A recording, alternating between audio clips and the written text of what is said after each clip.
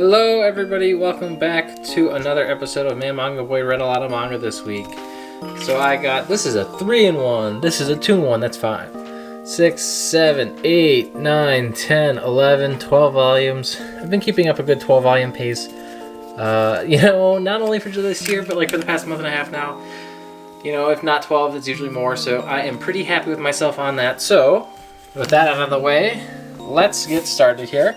So Sayonara Football Volume 4, this is hardly caught up to the current releases, but this is the last volume I actually have. We see the end results of the soccer match, and we see now that the players have a very deep resolve to get better and not lose by like a bajillion million points next time. So this has been a pretty funny read. It's got a good comedy, it's got good sports, it's got good action, it's got great reaction faces.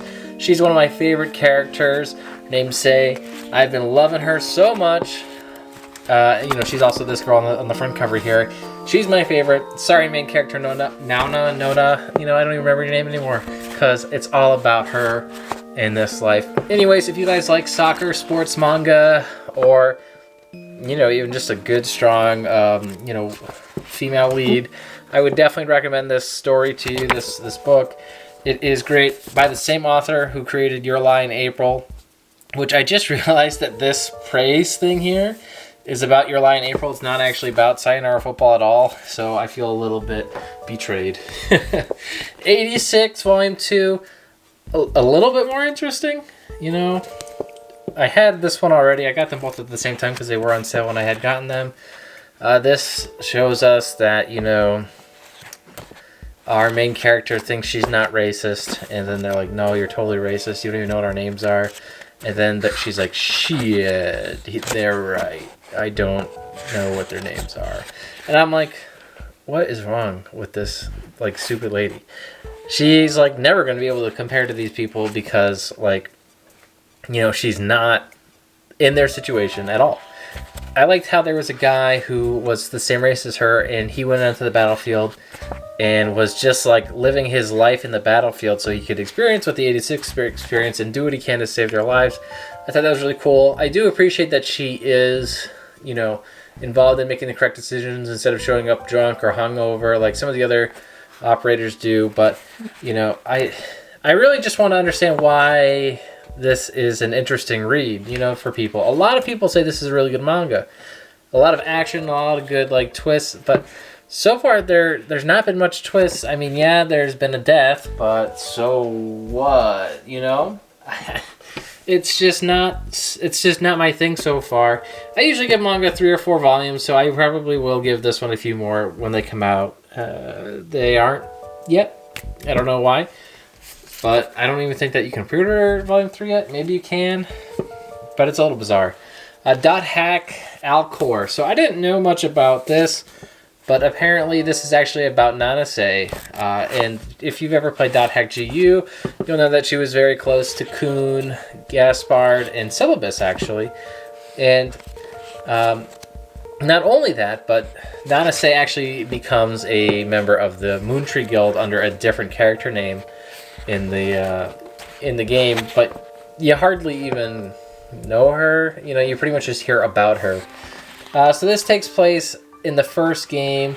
I think it's the first game where Endurance is in the tournament with Alcade, and they have to figure out what Endurance is doing. How is he winning these battles in a single hit? Turns out he's using data drain. Blah blah blah blah. This is an interesting read. It's just a one-off, one volume, one story. And if you guys like Dot Hack, I'd recommend reading it if you played the games or if you like the anime / the TV show / the manga. Definitely read it. The Dot Hack GU anime is all based on Hiseo getting to his original high-level character and becoming the Terror of Death. I think it's called Dot Hack Roots or Dot Hack GU Roots, and the game takes place after he gets data drained and he's back to level 1. He's got to start all over again. So I like the GU series quite a bit, actually. They released Recoded. It had all the games in it in one, plus an epilogue volume. I recommend playing that game if you guys like the Dot Hack series at all. It was a really fun game. I think it's on Switch now, and you know Switch makes everything better. So it's probably the best played on PS4, or if it's on computer, then obviously PC. But Switch being portable makes it a go-to choice for a lot of people. So pick it up if you guys haven't tried it yet. You know, I really like the Dot Hack GU series, and I really want there to be a next series actually in the West as well, which they are hinting at. But, you know, check it out, because it is a really good series, and I had a lot of fun playing it. Zatch Bell Volume 8. So Zatch Bell is getting pretty close to where I left off, actually. So in this volume, we see Zatch, Tia, Kyo, and Megumi, I think that's her name, right? They have to team up to fight an alligator and this prince dude. That's pretty great. We get to see, you know, the main characters here. I think it's Lei and Wanrei. Hard for me to remember exactly their names because they do rhyme. But Wanrei and, if I wish I could just find the other guy's name, but whatever. Anyways, they're a really cool couple. Mamoto, who I believe is Wanrei, is going to be a very cool karate master, actually. And so when he comes into Lien, that's it. So she's Lien, he's Wanrei. Anyway, so he comes into the Mamoto world, and she's like, man, you'd be really strong if you knew Kung Fu. Good thing my dad's a Yakuza boss, and he taught me Kung Fu at a young age, so he teaches her Kung Fu. And that was pretty cool. We also got a little bonus story about what Tia, and Megumi did while, you know, getting ready for Zatch's date / Kyo and her date. This volume, what is this, 9? I posted on Instagram. I'm trying to be a lot better with Instagram. I'm not doing a great job at it. But I posted this before, and this is the second scene to it, okay? So here's what happened. Zatch finds Joe, very mantis Joe, getting his ass kicked. And Susie sees this princess pear thing fall apart, and it's this evil dude with nose hair and a heart, and he's a potato. And Ponygon, or Schneider, he's got the worm in his apple, and White goes, you know what, just because it's small doesn't mean it can't work, and she uses her super knife, and it plunk, just breaks. Everybody is just shocked. Let me see if I can show you guys the page that I posted onto my Insta in case you missed it. It was pretty funny. The main concept here is everybody wants to go to this like shopping mall / district for an event. Zatch wants to see Praying Mantis Joe, a superhero on TV, kind of like in Power Rangers or Ultraman. Wife saw this really fancy knife on a shopping channel. Ponygon wants to help Zatch, but he's also never had a carrot, and the wife thinks he would be really good to have a carrot. And Susie wants to get this nice princess pear who can turn into all these things, you know, kind of like whatever I said earlier, Ultraman or the Power Rangers, things like that. So they all go. She's dancing. She's actually singing, you know, our main man Fulgori's song. She is my favorite character. I can't, you know, underemphasize that enough. And so they go to the store, they get their thing. So Zatch sees, you know, Mantis Joe with his hat off, and he's like, what a loser. And then Susie gets her thing, and she's like, that's not what I expected. And, you know, Ponygon eats a carrot, and she gets her knife, and it's tiny. You know, they're shocked. Blah. And then when they find out again on the next page, even more hilarious reactions ensue. I love it. Can't stand how good this manga is. We also get to see a nice hide-and-seek battle with Zatch and this panther. Very cool fight about, you know, lasting out the opponent's stamina. Zatch, of course, rips out a nasty Bowser-Carrico when they're fatigued, because that's kind of how Bowser-Carrico works, and just effing scares the living poop out of them. You know, I love Bowser-Carrico. It is the coolest spell in the series that I've seen so far. I've not gotten very far. Also, I think I was calling... I don't remember what I was calling Zatch's lookalike in the last one. I think I was calling it like Xena or Xeno. I don't know. Xeon, I think, but it's actually Xeno. I'm fairly certain of that. I was watching my video and I was like, that's not his name, is it? So yeah, I'm pretty sure it's Xeno. I don't want to look it up because I don't want to get any spoilers. If I look it up, I'll keep reading. But here, this guy, okay? We run into this man here, okay? He is a beast in Volume 10. He actually teaches Zatch an effing lesson, okay? He not only just beats Zatch and Kyo, but he and his bookmaster flat out annihilate him. And so Zatch and Kyo learn a valuable lesson in humility. You know, they can't always just heart their way through everything despite the book being based on their emotion. Bowser Kerga. Look how sick this looks. This is an absolutely disgustingly brutal, so amazing spread. Man. And the guy just decides to put up an effing shield. And they make it through Bowser Kerga, no problem. He's lifting it against him. It's like, whoa, dude. Whoa, whoa, whoa. And he says he's still not satisfied. So ultimately, they end up letting Zatch go because, you know, this is volume 10 and there's like 32 of them. So obviously Zatch gets to go free. But very cool fight. One of my favorites in the series. Again, I've not much further than this either, but up until this point, it's one of my favorites. We also get to see Kanchame and Falgore, what they're up to. Kanchame, last we saw, got kidnapped by the circus, and so he's been forced to train to be a clown. But he meets this little kid, and the little kid has these sheep, so he has to go save the sheep back before this dragon like Mamoto, you know, eats the sheep because the sheep are a memento from the parents. Kanchame learns a new spell where he can actually project himself to be big. It's a nice little trait. It's a nice little flip of the switch, a twist here, because I think he's just a giant. So the dragon keeps wasting spells on him, and by the time they're all tired, oh, how do you like that? That's Falgore's underwear right there. But by the time they finish up, you know, they're too tired to really do anything, and so they're able to escape. So yeah, that is how that kind of goes. And I really do, I feel like this volume that volume's really good, and I feel like Zatch is getting better each time I read it. I know I've read a lot of this before, but I'm blown away by how good it was. My sight for good manga as a little boy was just superb.